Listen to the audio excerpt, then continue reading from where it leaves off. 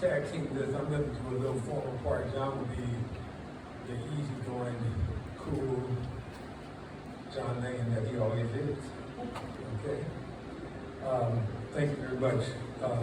When I was first asked to be a part of this celebration of life with Pat, I was humbled and more than anything honored to be a part of a celebration of the life of a man that I thought so much of. Pat was born January 13, 1939. He was born the second son to parents Naburo and Dorothy Tanibe. On August 3rd, 2024, he joined his parents, his older brother Larry, his wife Eunice, and his son Carl. He leaves behind his son Craig, his younger brother Kenneth, and sister Teresa Elmanita, two grandsons, Adam and Danielle, and three granddaughters, Ella, Sansa, and Nami.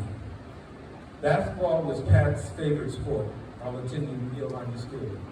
After graduating in 1957, he decided to join the Air Force and was stationed in Japan, where his officiating career began.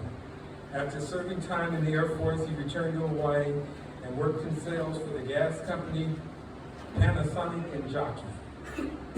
However, his call to officiate was strong, and Jimmy Iona, who was the supervisor of officials, took Pat under his wings and taught him the skills to be a good official, which Pat, and I see a lot of officials in here right now, he passed along some of those skills and those traits to other people, and always was there to help young officials get better.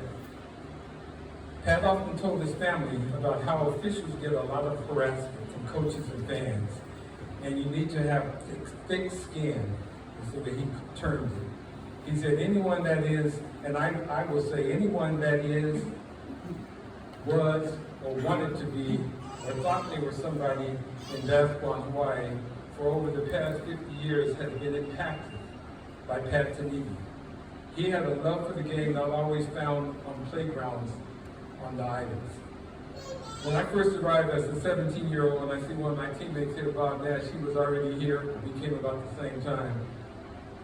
I was probably a too confident, too cocky little kid from Portland, and I thought I knew a whole lot about basketball. And getting involved with different games and leagues, Pat quickly, in his own quiet, strong, firm way, would tell you, settle down, young man. That type of a thing. He never gave you many words. He always said just 2 or 3, but he got your attention. There was a time when we had success as UH players, and during Bob's time and my time, we won a lot of basketball games. And the rumor was out there that you couldn't go to Hawaii and win because the refs would always cheat you. I'm here to defend our referees. We went out after every game and celebrated. We were always really happy. I'm joking. Pat was always one of the best referees when teams came in because he treated the opposing coaches and players fair, but he also did not treat us unfairly in trying to make us have to do extra. He was always even keeled, and that was one of his great characteristics. For me as a player, Pat was the epitome of the perfect blend of consistency and fairness as an official. He gave you rope, but he would pull it tight if you crossed the line.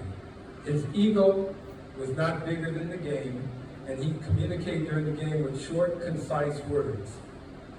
In the end, as neuropathy in his legs began to limit his mobility, he had time to reminisce about the wonderful, fulfilling career he and the contributions he made to the game of basketball, officiating, and why and how he helped so many. He cherished the many friends he made over the 50 years as a basketball official. May he rest in peace with no pain in God's heavenly courts, officiating the game of angels versus eternal souls. We will miss you, Pat. We love you. Until we meet again, thanks for always being there and always being the guy with the whistle. Thank you.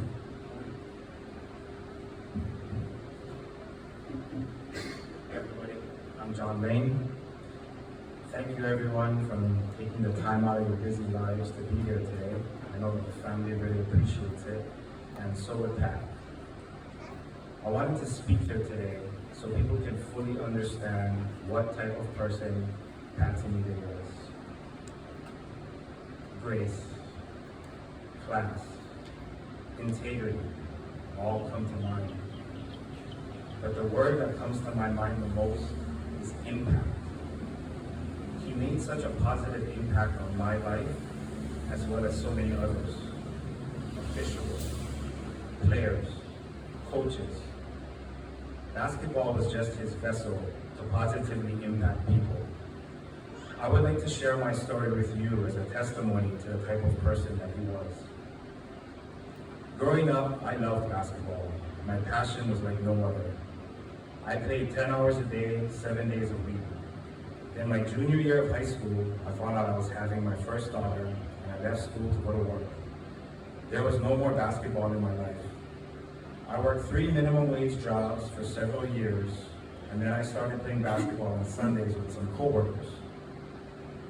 After a little while, we entered a league at Manoa Valley District Park. That's where I first met Pat. If you knew me back then, you knew that I had a bad temper on the court, and if I missed a shot, I was yelling at the refs to call a foul. I see a lot of those refs here today.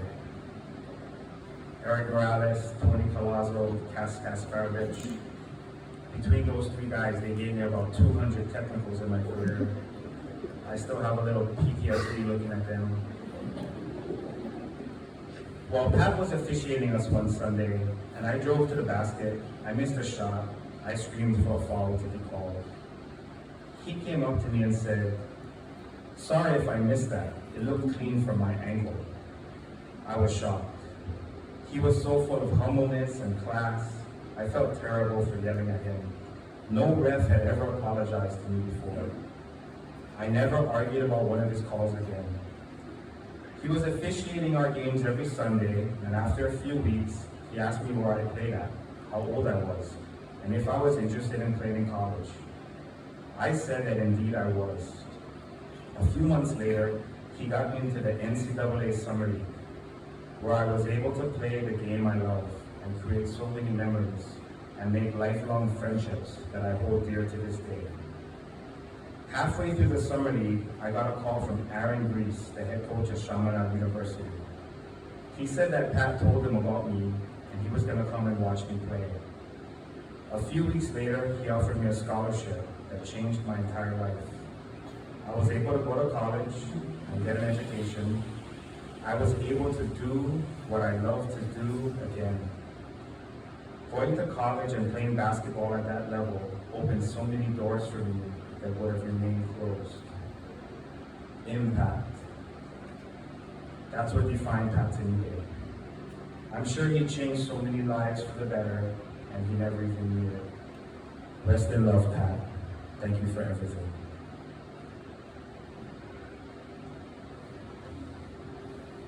It's about this time of the year, for over 25 or 30 years, we would be called together. John would be there representing his team, I'd be there representing my team. We wouldn't be this close together, I'd be over here. Thank goodness there are referees here still, but that's another story. Just keep it going. That's the only one that can make us not fight. But Pat would have us all come together. A lot of times it would be at someone's office, sometimes my office, sometimes other offices, and we all get together to try and organize the Summer League, to keep the Summer League alive and active. The NCAA Summer League has been and was at one point one of the premier leagues on the West Coast. There were players that came and played in that league that were professionals that came back for the summer, that flew in for 5 weeks or 6 weeks to play, and then when COVID hit, and when Pat wasn't able to do all the things that he used to do because he controlled everything from the jerseys to getting the officials there to getting the score people, and he took care of that, and my daughters used to go, we need to help him clear out the gym at the end because He was there from the first game to the very end game, every game. I don't know if I ever saw Pat miss a game. He wasn't repping, he was just organizing everything. But because of that, I'm gonna make a challenge, and I think John is gonna co-sign that challenge, that we're here today, we wanna honor Pat Tanibe. We wanna honor him and his name and his legacy. First, we want everybody that's involved in the game to continue to respect the game that we all love. Respect the officials that have the tough job of calling games, because players now are faster, stronger, quicker than ever before, which makes referees have to get in shape too. To the very end, Pat was in shape. Be like Pat, okay?